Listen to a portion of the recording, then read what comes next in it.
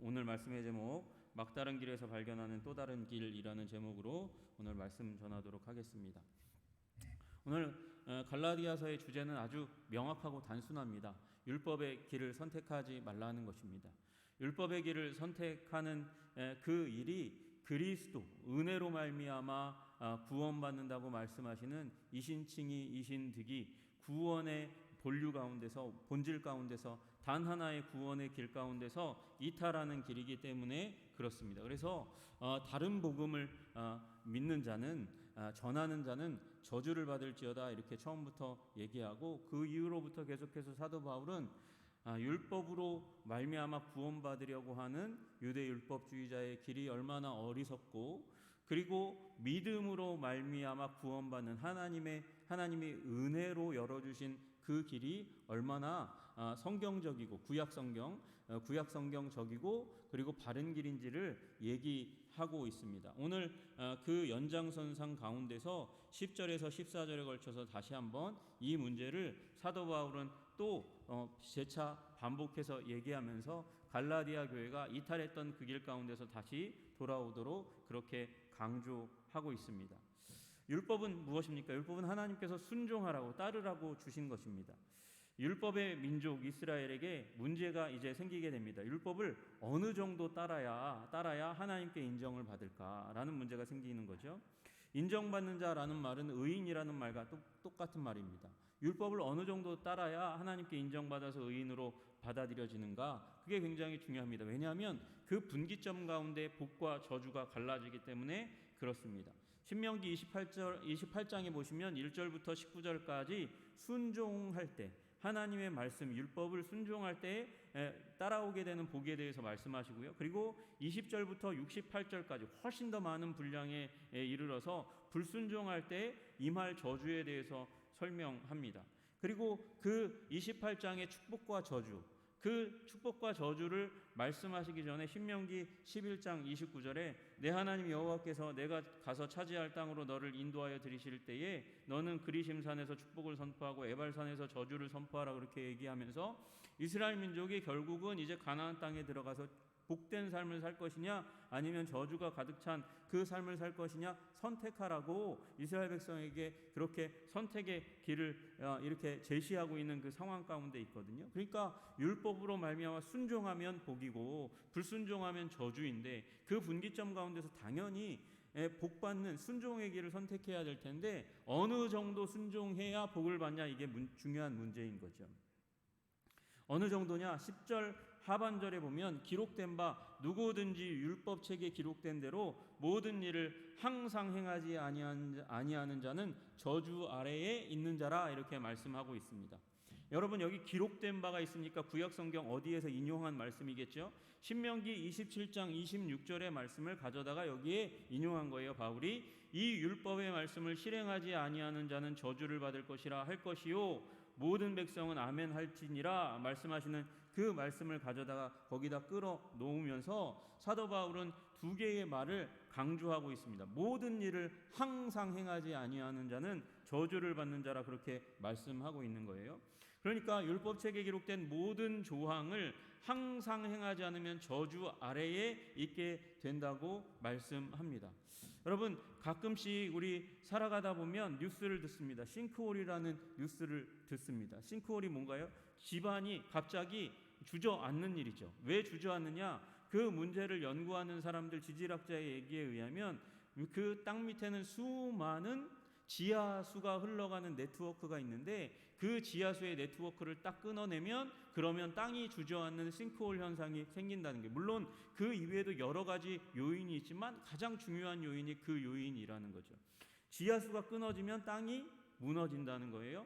여러분 그러니까 아무리 율법의 요구에 따라서 순종의 행위를 계속해서 살아가다가 의인으로 살아가고 있는 그 와중에서 항상 모든이니까 항상 그 항상에서 끊어지면 한순간 그 항상에서 끊어지면 지하수가 끊기는 거잖아요. 그의 의가 무너지는 일이 일어나는 거예요. 그는 의인이 아니게 되는 일이 일어나는 거죠. 모든 조항에 따라서 순종해야 되는데 그 모든 조항 중에서 하나에 거치면 모든 것을 범한 자와 동일한 범죄의 자리 가운데 들어간다고 얘기하는 거죠. 모든과 항상이에요. 모든과 항상. 그 모든과 항상을 다 지켜야 하나님 앞에서 순종의 사람, 의인으로 하나님께 받아들여져서 복받는 사람이 된단 말입니다. 이렇게 따지면 불가능하다는 것입니다. 그래서 10절 상반절에 보면 무릇이라는 말은 모든이라는 말과 똑같은 말입니다. 무릇 모든 율법 행위에 속한 자들은 저주 아래에 있나니. 율법을 아무리 열심히 행한다 할지라도 율법의 행위에 속한 자는 다 어디 아래에 있다? 저주 아래에 있다. 이렇게 말씀하십니다. 지속하지 않는 한, 항상 행하지 않는 한, 모든 것을 다 하지 않는 한, 여러분, 그는 의인이었다가 그 순식간에 의인에서 악인으로, 죄인으로 뒤바뀌어지는 일이 일어나게 되는 거예요. 여러분, 강이 언제 강입니까? 물이 계속 흘러가야 강인 겁니다. 의인은 언제 의인입니까? 의인은 계속 의를 흘려보내야 의인이 되는 거예요. 근데 그 순간 항상과 모든의 문제에 있어서 잘못하게 되어지면 그는 의인에게서 하나님께 받아들여지지 않는 악인이 되어지는 일이 일어난다는 것입니다. 율법을 행하는 자, 율법의 모든 조항을 항상 행할 때, 모든 율법의 조항들을 지킬 때 그는 율법으로 삽니다. 이게 법적인 원리라는 거예요. 여러분, 그게 레위기서 12절에 나와 있는 이 구절을 레위기서 18장 5절에서 끌어온 거거든요. 너희는 내 규례와 법도를 지키라. 사람이 이를 행하면 그로 말미암아 살리라. 나는 여호와이니라. 지금 제가 무슨 얘기하고 있는 거죠? 지금 사도 바울이 임의적으로 그냥 말하고 있는 것이 아니라 구약 하나님의 토라 가운데서, 모세 오경 가운데서 결정적인 말씀을 다 갖다가 여기다 인용하면서 체계적으로 논리적으로 설명하고 있는 것입니다. 율법의 행위로는 의롭다함을 얻을 자 없다는 것입니다. 율법으로 말미암아 구원을 받을 자 아무도 없다는 것입니다. 생명을 결국 이 사람, 생명을 구한 사람, 어디에서요? 율법을 행함으로 말미암아 하나님의 인정을 받고 생명을 얻으려고 했던 사람은 결국 어디에 갔냐? 막다른 골목에 이르게 된 거예요. 막다른 길에 이르게 된 것입니다. 아니, 막다른 길일 뿐만 아니라 저주 아래에 있다고 얘기하니까 죽음의 자리인 겁니다. 결국은 그 길로 밀려 떨어져 죽을 수밖에 없는 낭떠러지를 만나게 된 것과 다름이 없습니다.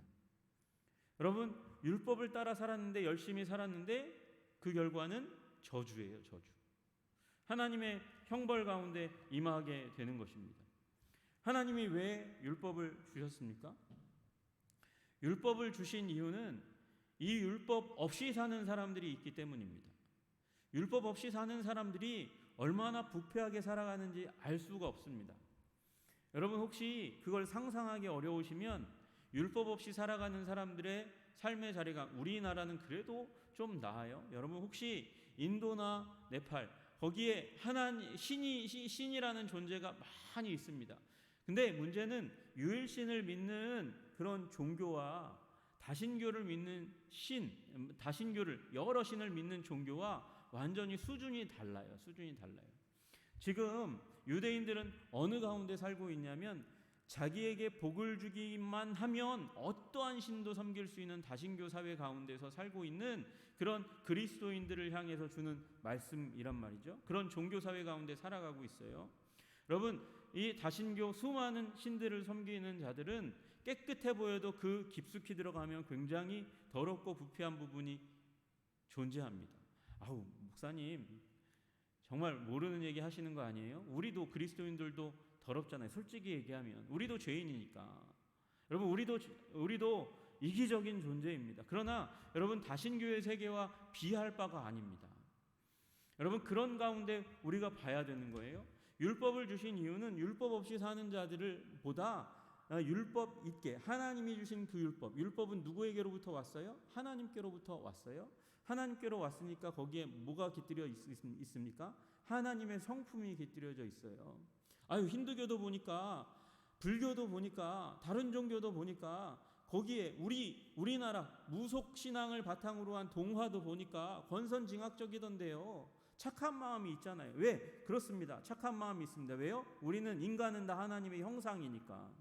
그러나 하나님이 주신 법, 그것 없이 사는 사람들과 율법을 가지고 사는 사람들과의 격차, 수준의 차이를 하나님께서 두시는 거예요.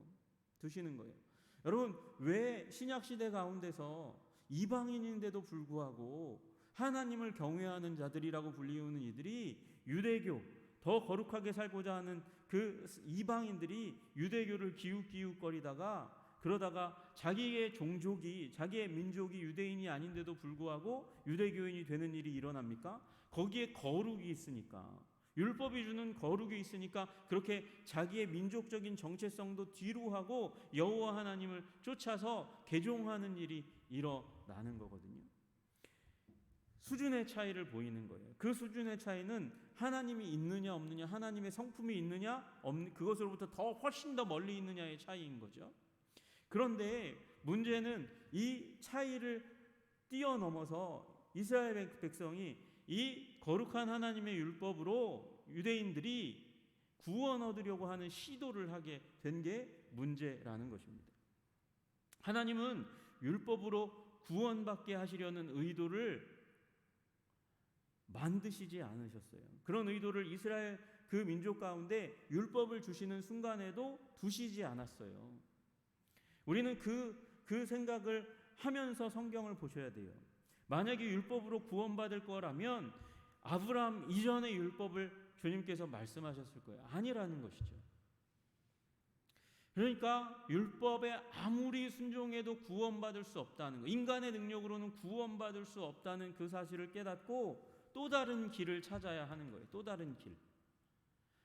또 다른 길이 무엇이냐? 13절에 나와 있는 그 길입니다. 13절에 율법의 저주 아래에서 속량하는 길입니다. 율법으로는 구원받을 수가 없거든요. 근데 율법은 저주 아래에 있게 만드는 거거든요.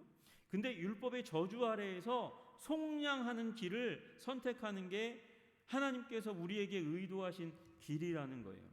13절에 뭐라고 말씀합니까? 이어서 그리스도께서 우리를 위하여 저주를 받은 바 되사, 그리스도께서 우리를 위하여 저주를 받은 바 되사, 우리가 저주받아야 되는데 예수님께서 우리를 위하여 우리를 대신해서 저주를 받은 바 되사 율법의 저주에서 우리를 속량하셨으니 기록된 바 나무에 달린 자마다 저주 아래에 있는 자라. 속량한다는 말은 뭐냐면 값을 치르고 매여 있는 곳에서 어떠한 대상을 자유롭게 한다는 것입니다. 매여 있는 것에서 자유롭게 하는 거예요. 어떻게 해요? 값을 치루어서요. 여러분, 근데 이것 가운데서 그 중요한 구절은 우리를 저주에서 구원하시기 위해서 예수님을 저주의 자리 가운데 들어가게 했다는 것입니다. 여기 기록된 바 나무에 달린 자마다 저주 아래에 있는 자라 하였음이라, 이 말씀이 어디에 나오는 말씀이냐면 신명기 21장 23절에 나오는 말씀이에요. 그 시체를 나무 위에 밤새도록 두지 말고 그날에 장사하여 내 하나님 여호와께서 내게 기업으로 주시는 땅을 더럽히지 말라. 나무에 달린 자는 하나님께 저주를 받았음이니라. 나무에 달린다는 건 저주를 받은 것이고 그 저주받은 자를 나무에 걸어두어서 밤새지 말라는 거예요. 왜냐하면 그 저주받은 자로 말미암아 땅이 저주받게 될까봐 그렇게 말씀하신다는 거죠. 이게 모세오경 신명기에 나와 있는 말씀이거든요. 이 말씀이 원래는 어떤 의미냐 하면, 여러분, 이스라엘 백성들 가운데 심한 범죄를 지으면 어떻게 죽입니까? 돌로 쳐서 죽입니다. 돌로 쳐서 죽이고 본보기로 나무에 매달아서 이 사람처럼 되지 말라고 그렇게 경고하는 거예요. 이 사람은 저주받은 자다. 이 사람처럼 되지 않으려면 잘 살아야 돼 라고 얘기하는 거예요. 그런데 이 신명기 21장 23절의 말씀이 결국은 이스라엘 민족에게 나무에 걸리는 자는 다 저주받은 자라는 그 인식을 다 심어주게 되는 거죠. 그러나 문제는 이 모세오경이 지어진 이후에 로마 제국이 이스라엘을 지배하는, 유다 땅을 지배하는, 팔레스타인 땅을 지배하는 그 날이 오게 되고 그 가운데 로마 제국을 대항하는 약 2천여 명의 사람들이 실제로 나무에 달려 십자가에 달려 죽게 되는 일이 일어나게 됩니다. 그런데 그 2,000개의 십자가 중에서 그 나무에 달려 저주받은 사람들 중에서 왜 예수님의 십자가만 독특하냐?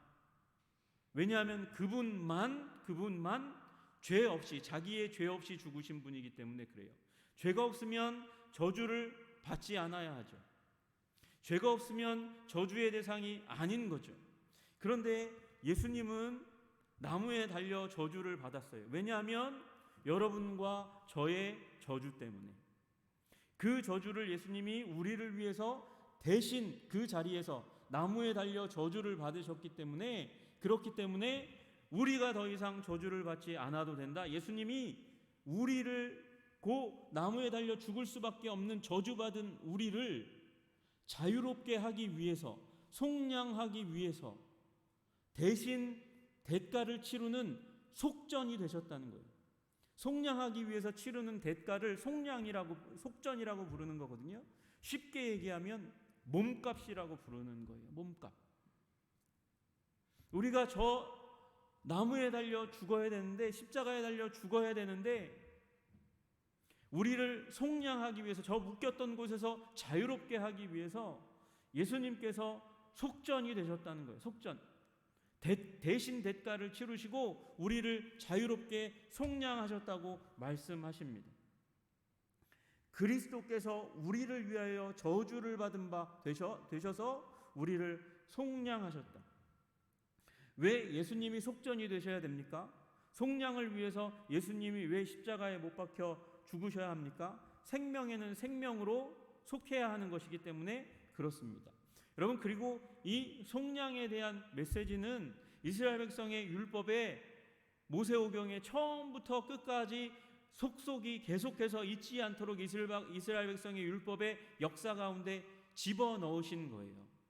아담과 하와의 이야기를 잘 아시잖아요. 범죄했는데 범죄하고 나서 그 무화과로 된 옷을 벗기시고 예수님께서 가죽 옷을 지어 입히셨어요. 누군가 짐승이 죽은 거예요.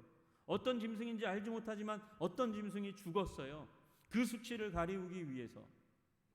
원래 아담과 하와가 죽어야 되는 건데 그 자리에 다른 짐승이 죽었다니까요. 여러분, 출애굽기 34장 18절에서 20절 말씀이 또 속전의 속량의 예입니다. 한번 보여주시겠어요? 제가 한번 읽어드릴게요. 이 출애굽기 34장 18절에서 20절 제가 메시지를 올렸는데 준비가 안 됐나 봐요. 제가 읽어드릴게요. 출애굽기 34장 18절에서 20절 말씀. 너는 무교절을 지키되, 무교절이 뭐죠? 무교절이 6월절에 이어지는 절기잖아요. 무교절을 지키되 내가 내게 명한 대로 아비벌 그 절기에 1회 동안 무교병을 먹으라. 이는 내가 아비벌에 애굽에서 나왔습니다. 출애굽의 역사 가운데 얘기하는 거예요. 모든 첫 태생은 다 내 것이며 태에서 나오는 첫 것은 다 내 것이에요. 하나님 거예요.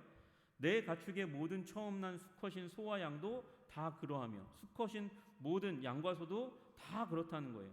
사람들 가운데 첫째 것, 그리고 소와 양도 첫째 것은 다 하나님 거예요.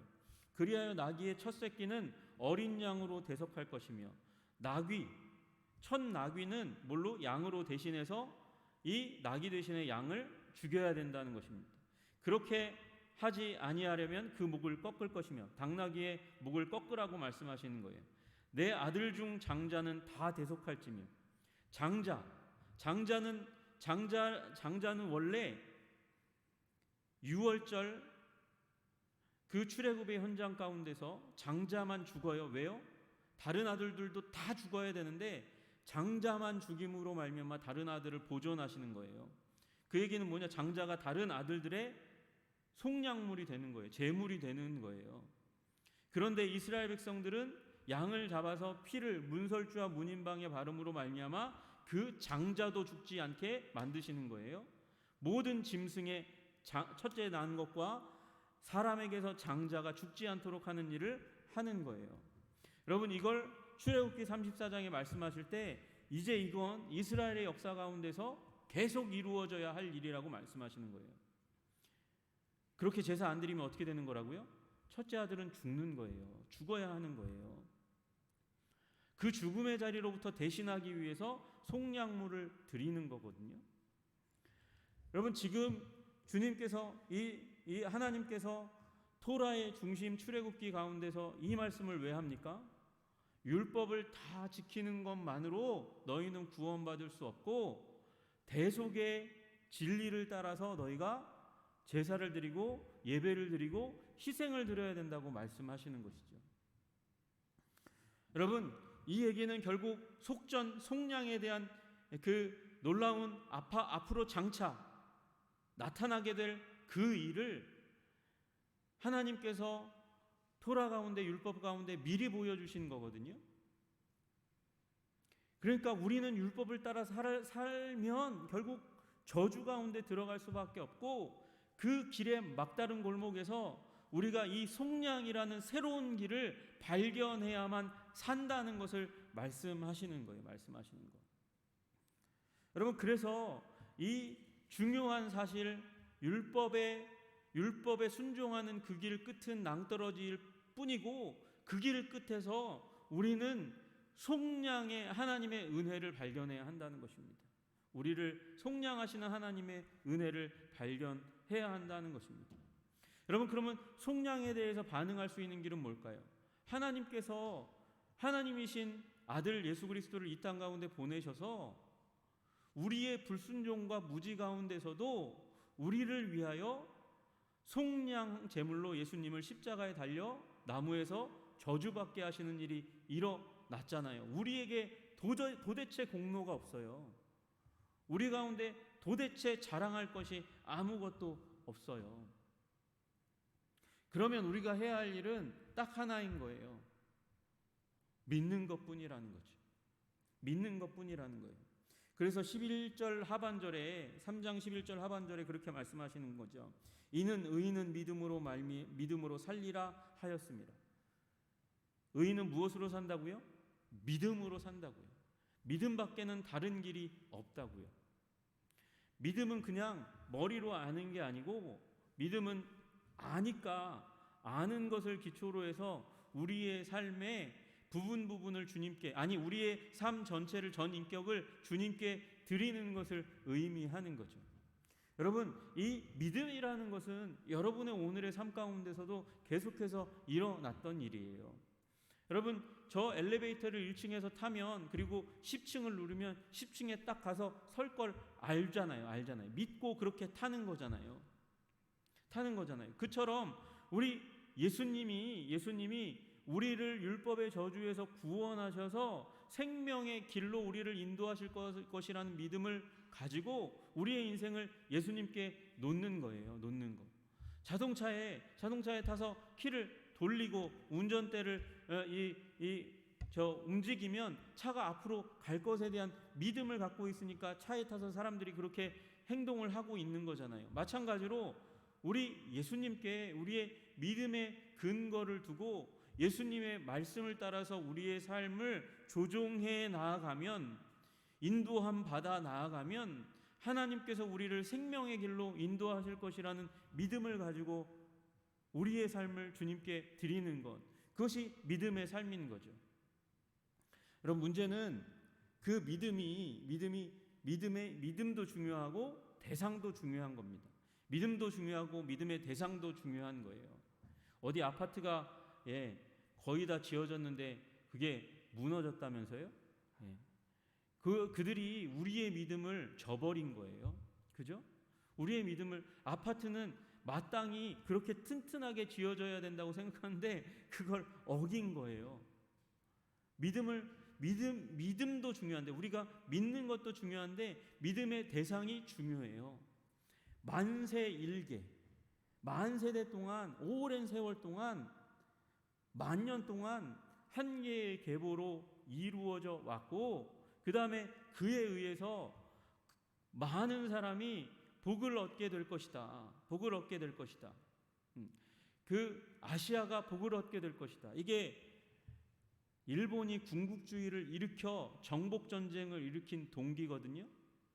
일본은 왕조가 한 번도 많이 바뀌었는데 왕조는 안 바뀌었어요. 지배자가 많이 바뀌었지만 왕조는 안 바뀌었어요. 일왕이라고 얘기하는 그 계보가 계속해서 이어져 왔다는 거예요. 그리고 그 1001왕에 의해서 이 동아시아가 통일되고 다 그 은혜를 받아야 된다. 이게 되게 예수님에 대한 메시지와 비슷한 부분이 있는데 이왕은 믿을 만한 존재가 아니잖아요. 그러니까 믿을 만한 대상에게 우리가 믿음을 둬야 되는데 그 예수님의 복음이 바로 그런 것이라고 말씀하고 계신 것이죠. 여러분, 그 예수님의 메시지가 왜 믿을 만한 일입니까? 구약 성경이 믿을 만한 책이기 때문에 그래요. 구약 성경에 있는 수많은 약속과 예언이 틀린 것 하나 없이 이루어져 왔고 이루어질 것이라는 믿음이기 때문에 그래요. 여러분, 이 과거에 예수님에 대한 메시지의 대부분이 초림에 대한 부분들은 다 이루어졌습니다. 그리고 아직 이루어지지 않은 게 있다면 그건 예수님의 재림에 대한 메시지라는 것입니다. 그래서 우리는 예수님을 믿음의 대상으로 여기고 우리를 대신해서 우리를 위하여 우리가 저주받을 자리에 대신 저주받으신 우리의 속량을 위해서 속전이 되신 예수 그리스도를 믿는 것이에요. 믿는 것. 여러분, 예수님께 믿음을 두시기를 주님의 이름으로 축복합니다. 그 수많은 2000개의 그 십자가 가운데서 오직 예수님의 십자가만이 믿을 만한 길입니다. 거기에만 생명이 있다는 것입니다. 그래서 그 예수 그리스도 우리를 위해서 속전이 되신 속량의 대사역을 일으키신 그 예수님께 믿음을 둘 때 우리는 삽니다. 이는 의인은 믿음으로 살리라 하였음이니라. 여러분, 예수 그리스도 그분 십자가에 우리의 믿음 두시기를 주님의 이름으로 축복합니다. 그때에 우리의 삶이 진정으로 변화되는 것입니다. 어떻게 변화되느냐? 14절에 그렇게 말씀하세요. 이는 그리스도 예수 안에서 아브라함의 복이 이방인에게 미치게 하고 또 우리로 하여금 믿음으로 말미암아 성령의 약속을 받게 하려 함이라. 그 약속 가운데 오늘 14절은 두 가지를 명확하게 얘기하고 있습니다. 첫 번째는 뭐냐? 예수 안에서 아브라함의 복이 이방인에게 미치게 하고, 아브라함의 복이 이방인에게 미쳤기 때문에 이 예수 그리스도 안에 있는 이 진리는 진짜라고 말씀하고 계시는 거예요. 여러분, 이스라엘 백성들이 하나님의 율법을 그렇게 믿고 또 믿는다고 얘기하면서 무슨 일이 일어났습니까? 아브라함에게 하나님께서 주셨던 땅의 모든 족속이 너를 인하여 복을 얻을 것이니라는 말씀이 유대교로는 성취가 되지 않았어요. 성취되어도 굉장히 미약하고 미미하고 힘없게 이루어졌다는 것이에요. 그런데 예수 그리스도 그분의 속량 안에 믿음을 두는 공동체가 일어났더니 무슨 일이 일어납니까? 예수 그리스도 안에서 아브라함에게 주신 그 복이 이방인에게 힘있게 역동적으로 미쳐지는 일이 일어났습니다 라고 얘기하는 것이에요. 여러분, 이 말씀으로 이 예수 그리스도 안에서 창세기 12장 3절의 말씀이 성취되었다고 말씀하십니다. 땅의 모든 족속이 너를 인하여 복을 얻을 것이니라 말씀하신 그 언약의 말씀이 성취되어 갔다고 말씀하시는 것이죠. 또 하나 약속된 은혜가, 성령의 놀라운 약속된 은혜가 우리 가운데 임했다고 말씀하시는 거예요. 여러분, 성령의 약속을 받게 하려 함이라. 성령은 약속된 것이죠. 그러나 성령 안에는 또 성령은 약속된 것이지만 성령이 오시면 하나님께서 이루어질 것이다라고 얘기했던 약속이 있어요. 그 약속이 굉장히 많이 있어요. 구약 성경에. 그 중에 하나만 말씀드릴게요. 에스겔서 36장의 말씀입니다. 36장 24절에서 28절에 그렇게 말씀하십니다. 내가 너희를 여러 나라 가운데서 인도하여 내고 여러 민족 가운데서 모아 데리고 고국 땅에 들어가서 맑은 물을 너희에게 뿌려서 너희로 정결하게 하되, 맑은 물을 너희에게 뿌려서 너희로 정결하게 하되 곧 너희 모든 더러운 것에서와 모든 우상 숭배에서 너희를 정결하게 할 것이며 또 새 영을 너희 속에 두고 새 마음을 너희에게 주되 너희 육신에서 굳은 마음을 제거하고 부드러운 마음을 줄 것이며 또 내 영을 너희 속에 두어 너희로 내 율례를 행하게 하리니 너희가 내 규례를 지켜 행할지라. 내가 너희 조상들에게 준 땅에서 너희가 거주하면서 내 백성이 되고 나는 너희 하나님이 되리라 말씀하셨어요. 여러분, 새 영이 오면 어떻게 된다고요? 새 마음이 주어진대요. 너희 육신에서 굳은 마음을 제한다고. 육신, 짐승과 같은 그 마음 가운데서 굳은 마음을 제하고 부드러운 마음, 하나님의 마음을 우리들 가운데 부어 주시겠다고 말씀하시는 거예요.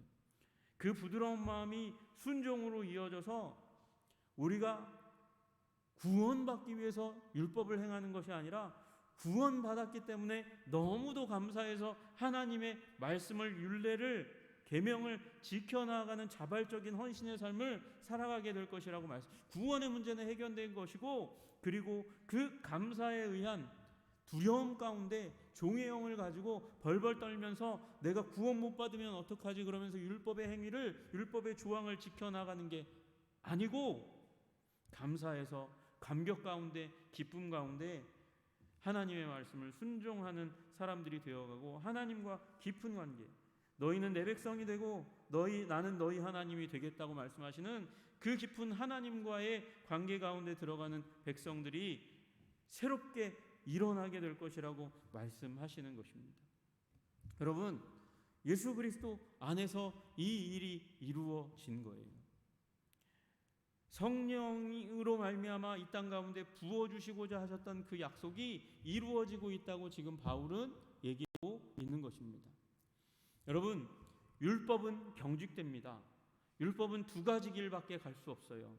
율법을 다 행하지 못해서 나는 하나님 앞에서 받아들여지지 못할 거야, 의인이 되지 못할 거야, 낙망하고 좌절하고 그리고 저주받은 자의 상태, 마음 상태 가운데 가는 것, 그건 솔직한 마음을 가진 사람의 마음입니다. 근데 또 하나의 마음이 있어요. 또 하나의 마음이 있어요. 율법이 아니고 율법을 지켜나가는데 율법을 잘 모르는 거예요. 자기도 잘 모르는 거예요. 율법을 주신 그 하나님도 잘 모르는 거예요. 그래서 무슨 일이 일어나죠?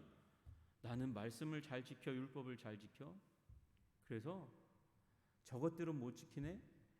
그래서 열등감에 들어가는 그 반대, 강력한 우월감 가운데 들어가서 정죄와 판단 가운데 들어가는, 그게 바로 바리새인의 삶의 모습이었던 거죠.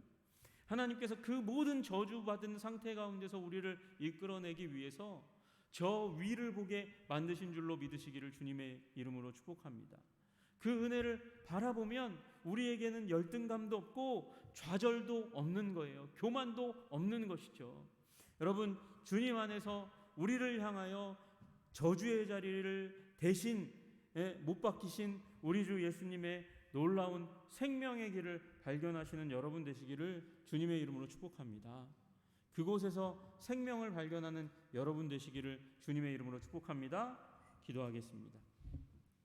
주님, 갈라디아서 3장 10절에서 14절까지의 말씀 가운데서 하나님, 율법의 길은 다시 한번 우리가 항상 모든 율법을 다 지켜낼 수 없기 때문에 율법을 쫓는 삶은 결국 저주 아래 들어가는 삶임을 다시 한번 발견합니다.